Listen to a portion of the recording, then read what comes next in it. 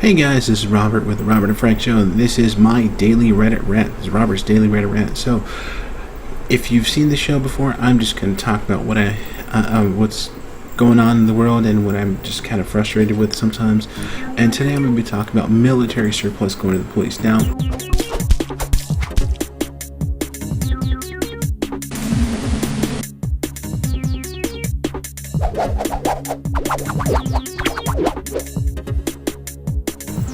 for the most part, it's not a big deal. I really don't think it's a real big deal. Excuse me, I'm gonna open up my beer here. So, when it comes to the military, the military is pulling out of certain areas in the world, and they don't have anywhere to really get rid of the equipment, the weapons, the technology. So what they're trying to do is trying to help the local police agencies benefit. Now, in a lot of cases, it's just helpful. In some cases, it's kind of questionable. Now, for example, to start off with the M16 rifle, I mean, it's a standard 5.56 round, if I remember correctly. You know, it's a standard high-powered rifle, but it's escalation. You know, nowadays, military surplus, the people out there that are going, gangs, the drug rings, the drug lords, all these people, it's escalating. The violence, it's unfortunate, it sucked, it's terrible. I would wish that we can get rid of all this, but the reality of it is, we need more high-powered weapons. Now, would you rather have the police departments go and spend, several $1,000s on, new equipment, or take tried and tested equipment, even if it's been slightly used, even if it hasn't been used at all? Whatever the point is, it's military grade, but it's now going to the police, and they don't have to really pay for it, or they get it at a discounted rate. Why not? I mean, these police departments are using this, and they're really trying to, go and take advantage of the system. Why not? I for one, in this particular case, advocate, yes, take advantage of it. Don't spend taxpayer money when we've already spent it. We have all the money somewhere else, and it's just there to be used. And you look also like shotguns. This is a terrible picture of a shotgun, but that's besides the point.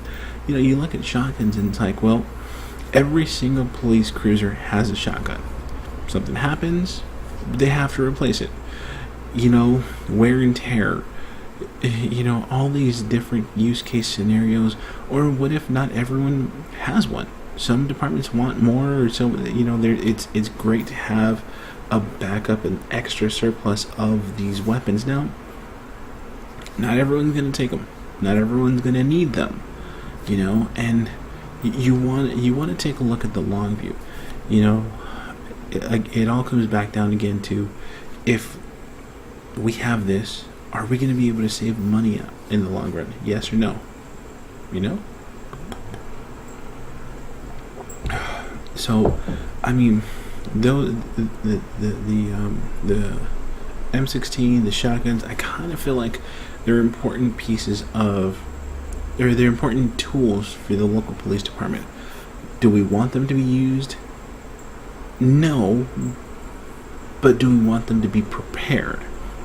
That is what it really comes down to. How prepared do we want our police departments? Now, don't get me wrong. I mean, I don't want the police department to have like military grenades and stuff. I mean, that's going way too far. But I mean, you look at this. I mean, this vehicle right here. It is the MRAP. It is the military. No, I'm sorry. The mine-resistant MRAP.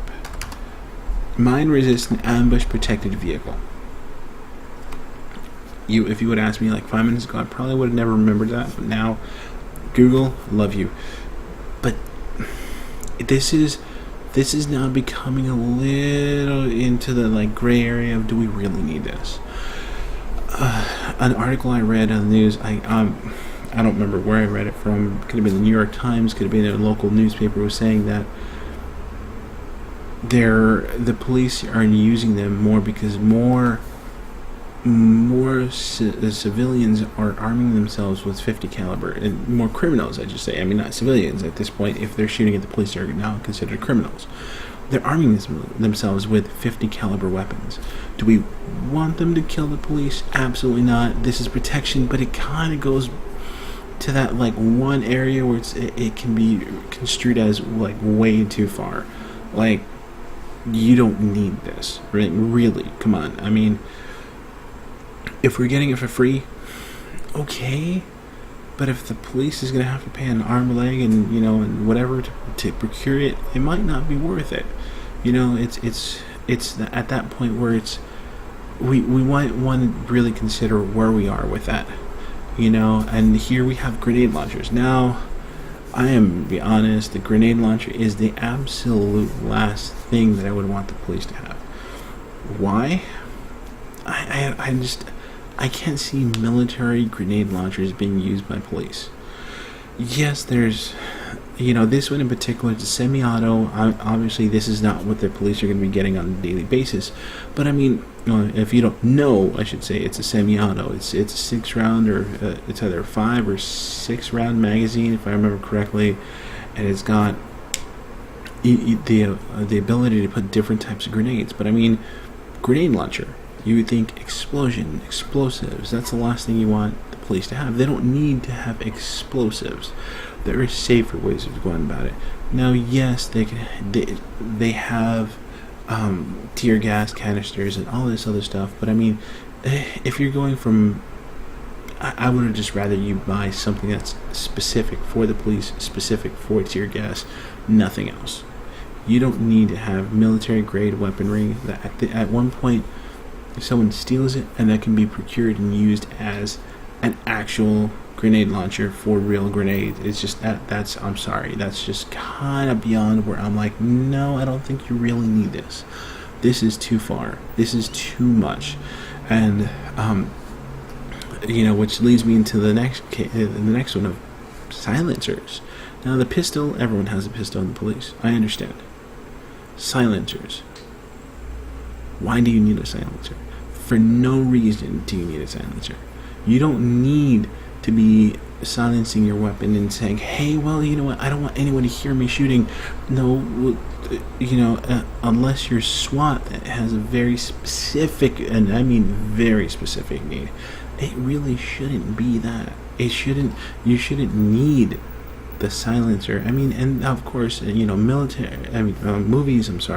movies kind of portray them as, these all-encompassing, like, it makes it like, pop, pop, that, I mean, it's silent. No, that's not the way they really sound. That actually, as a matter of fact, they reduce sound and transform the sound into a different type of noise. And what they really do is try to mimic, like, I've heard it referred to as a car door closing. So it's not very loud. It's not in your face, but it's loud enough that it's audible. You can it, but it's not the noise that you'd be looking for. It's not a regular report from any regular ammunition, and that's too far. Most of the other stuff, most of the equipment that the military is getting, the police is getting, I can agree with. I can side with them and say, hey, I agree. I feel that there are gaps in your tools of the trade that you can really use that the military has that you don't. These police departments have limited funds. Why not let them take advantage of these pieces of equipment? I mean, in a lot of cases, they're not going to use them. They're going to sit unused for a long time, or training, or whatever. What say you? And they're not really going to use them in real life scenarios unless it's extreme. I'd rather my police department be prepared. Now, overly, just like beyond, like I said, I mean, the first half of what I was talking about, I can understand. The middle, but the end, I don't agree with the last two. The last two, I think we should not be even dealing in anything like that.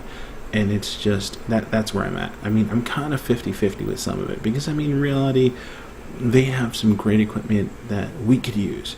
They have equipment that we've already paid for. The government has paid for with tax dollars already. So there should be no like, well, you need to pay for it. The reality of it is, it's already been paid for by the government. We've sent it out to all these different areas for wars and whatnot, and now we're kind of flipping it, and now we're bringing it back. And I kind of agree with some of it. Again, I don't agree with all of it. I don't, because there are some things, that are just like, just get rid of it, destroy it, melt it down, make it into something else, make it into art. God, I don't care what you do.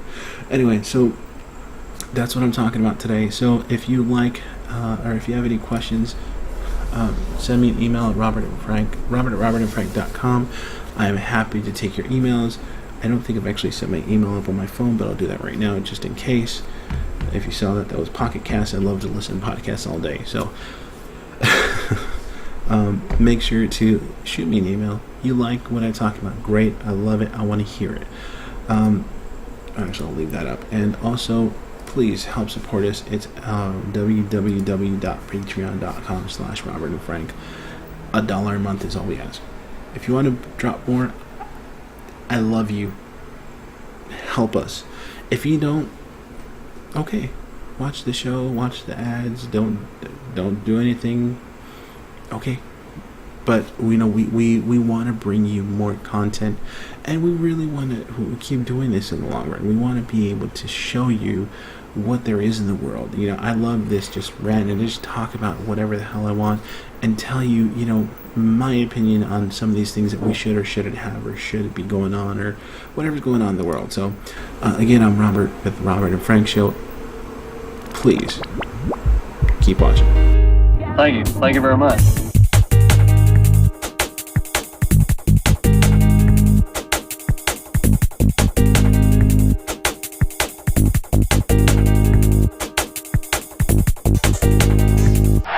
Ladies and gentlemen, Elvis has left the building.